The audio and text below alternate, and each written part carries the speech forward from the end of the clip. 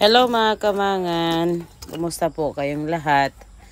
Sa ating video ngayon, tayo ay magluluto ng adobong sitaw. So at this point, nilalagyan ko lang po ng panggatong yung aking lutuan. So ang tawag dito ay pugon. Maliit na pugon po siya, na tamang-tama lang para sa lutuan ng kanin, lutuan ng ulam, ganun. Pero mainit din po ito kasi walang labasan nung heat niya.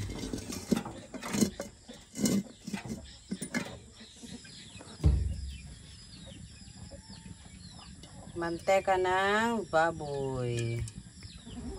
So dito po, gumamit po ako ng mantika ng baboy kasi the past 3 days po, nagkatay kami ng baboy at ang daming mantika. So, sinave po namin yun. We usually use po para sa mga paggigisa kasi may lasa po siya. Ayan. So, ginagamit namin ito sa pagluluto namin, pagigisa ng mga gulay. Tapos, yan. Sinunod ko na po nilagay yung ating sitaw. Ang sitaw na ito, sa Ilocano mulagat. Hindi ko po alam sa Tagalog kung ano to. Pero yung malalaki talaga yung, yung butil niya. Napakasarap po itong klase ng sitaw na ito. Lutuin ko lang po ito hanggang sa ito ay maluto. Pero at this point po, medyo hindi naging maganda yung panahon. Medyo makulimlim siya. Pero maganda din po kasi sa ilang araw na sobrang init, sobra naman talagang malinsangan. Pero ngayon, mukhang malapit nang bumagsak ang ulan. So, kailangan po natin bilis-bilisan dahil dito tayo sa labas nagluluto. Ayan.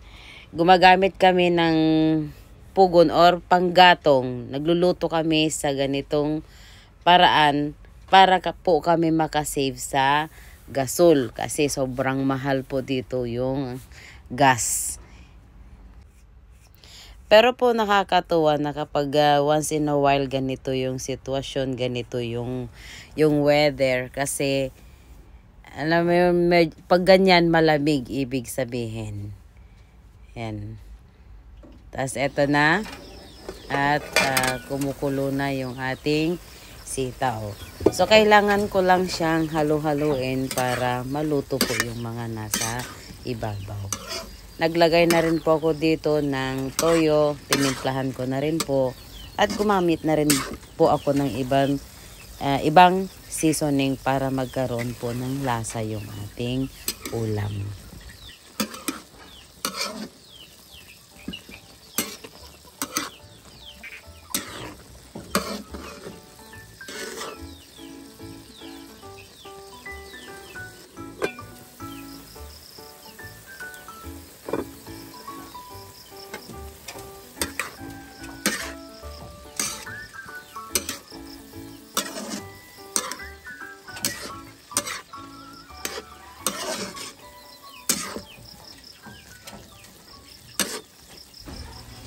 Luto na po yung ating ulam. Kain na po tayo.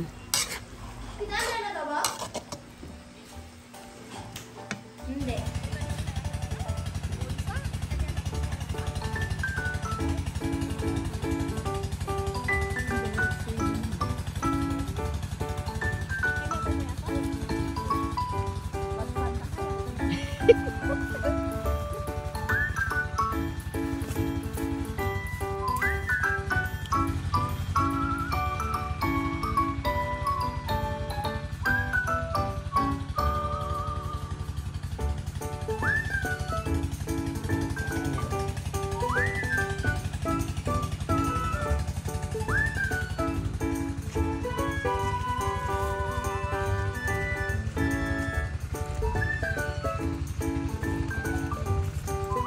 Ang tanim ni nanay na mais.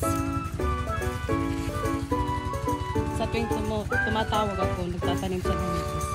Sabi ko, bakit ka nagtatanim? Dapat antayin mo ako. Pero sabi niya, maabutan mo. Kaya guys, marami akong gagawin dito, magtatanim ako ng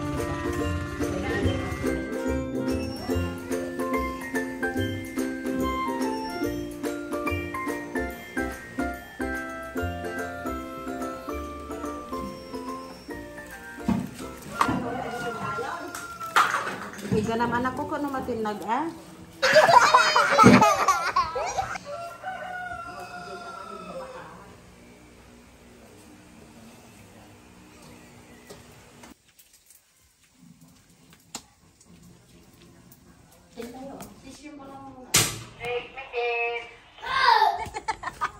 Hello mga kamangan. In this video, we're going to cook one of an Ilocano favorite recipe. Ito ay tinatawag nilang pakbet. Siyempre po, ito yung pinaka-paborito naming mga Ilocano. Samahan nyo po kami. Ito, gumamit kami ng panggatong kasi sabi nila mas masarap daw na niluluto yung ulam natin sa kahoy. Ayan. So,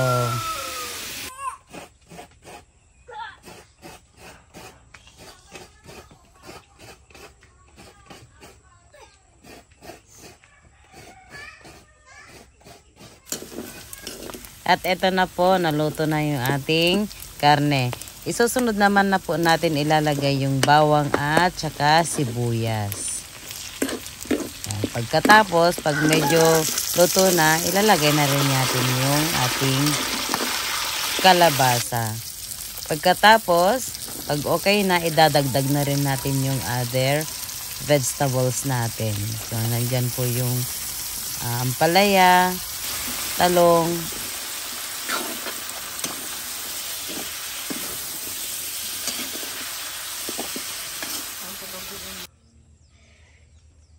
Bayabas una.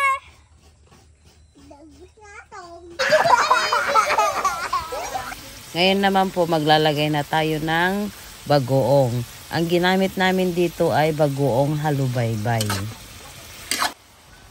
Naglalagay din po kami ng magic sarap sa mga niluluto namin. At nagdagdag po kami ng tubig kasi may mga bata kaming kasama. Kailangan nila ng sabaw kapag kakain sila. At ito na po yung ating pakbet. Almost done na po. So, let's prepare para sa ating lunch.